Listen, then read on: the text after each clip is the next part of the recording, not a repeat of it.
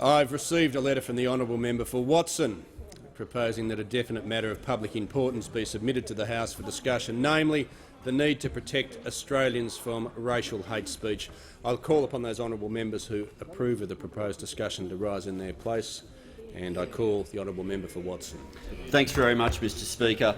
Today the government has announced on Harmony Day of all days, when the rest of the world's celebrating the International Day for the Elimination of Racial Discrimination, that this government wants to give licence to more racial hate speech.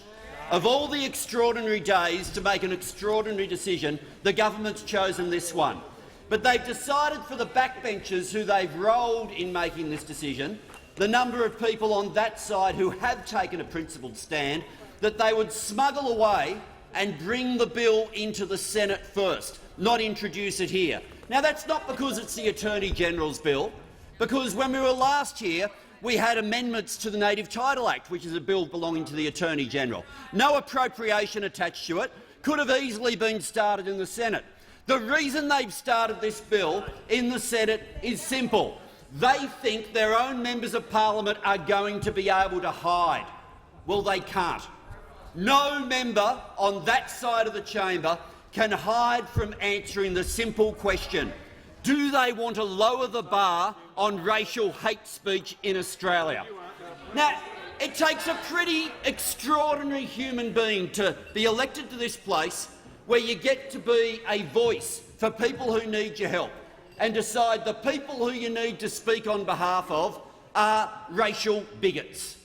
It's a pretty extraordinary choice that people make when they come into this place to decide that the people whose voices aren't loud enough, when they see an example of racial hate speech, that the person they need to stand up for isn't the person on the receiving end of the racial hate speech, it's the abuser who they think just isn't allowed to say enough.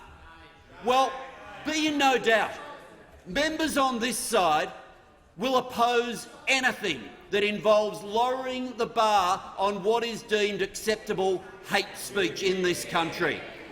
No one is fooled by the Prime Minister's line, "Oh, we're strengthening the Act." Strengthening the Act.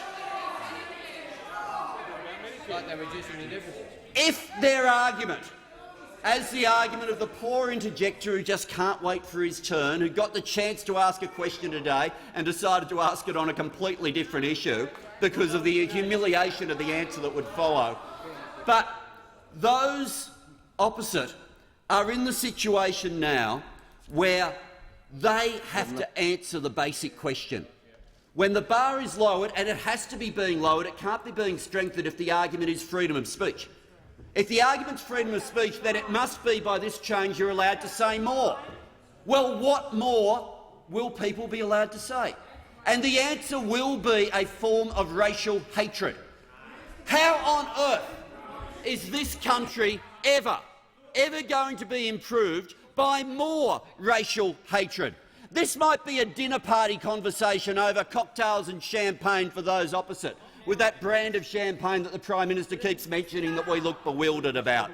But for people, it is real for the person who this afternoon on the train line I live on will find herself being racially abused on the way home. It is real for the kids in the local shopping centre in my part of Sydney who will come home trembling after their parents have been abused. And I hear the interjection. For those opposite. They really don't know. They really don't know. Maybe it's because they've got too many constituents who attended the Cronulla riots. I don't know. But certainly it is the situation. It is the situation that for people who don't get their voices heard by those on the opposite side of this parliament, racial hate speech is real. It is real and it hurts and it is demeaning. And the last thing this parliament should be doing is changing the law to allow more of it.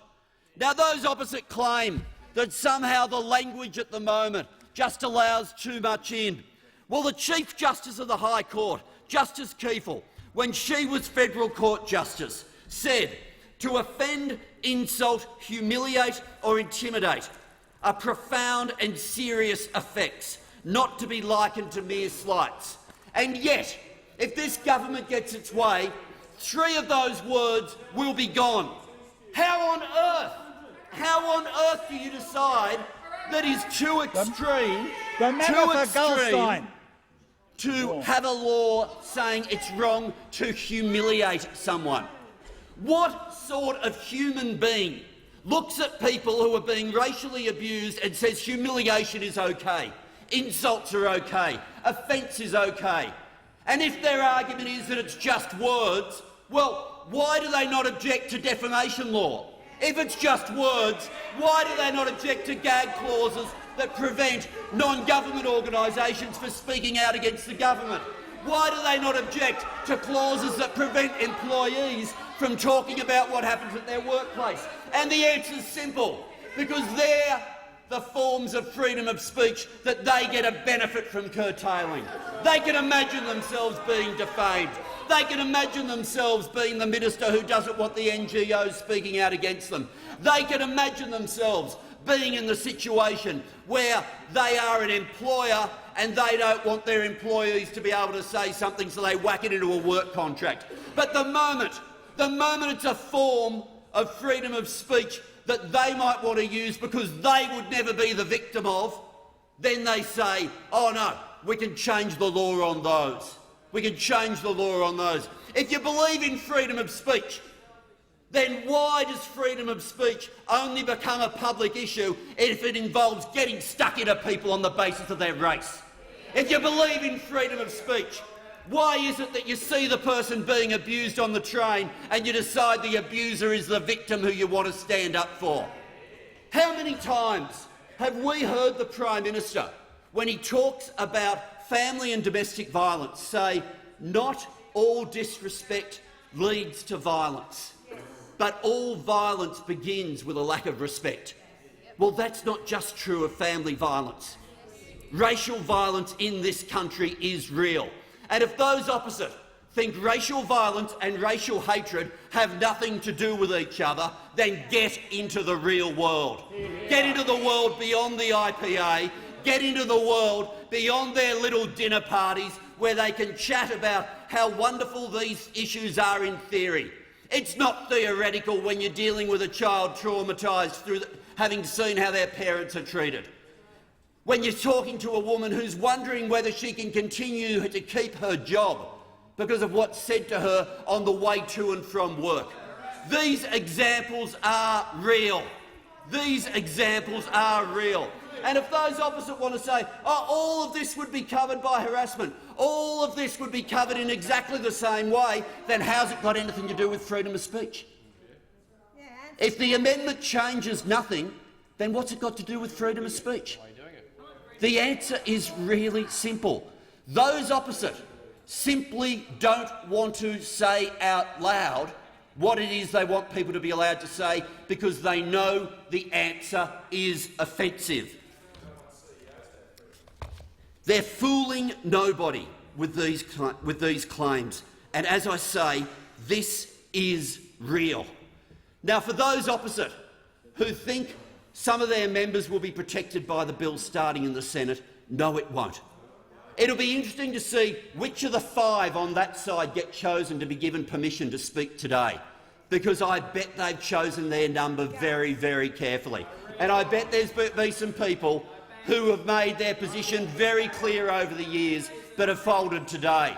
Well, make no mistake, no one expected that the member for Wentworth would be less sympathetic to opposing racial hate speech than his predecessor as Prime Minister. No one thought we'd see the day when the leader of the Liberal Party was overtaken in decency by the leader of the National Party in their party room in terms of deciding how they should deal with racial hatred. But we're in new times where we have a Prime Minister who stands for nothing. Today, the end of the Turnbull Prime Ministership is complete. There is nothing left of that man now.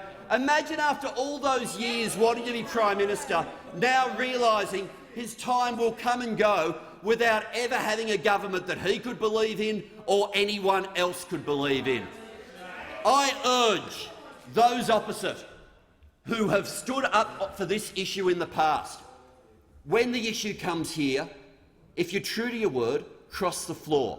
If you're true to the word, you'll get a choice to either stand with the nutters who've been arguing that it's all about freedom of speech, or to stand with your communities and the victims of racial hatred. The member's time has expired.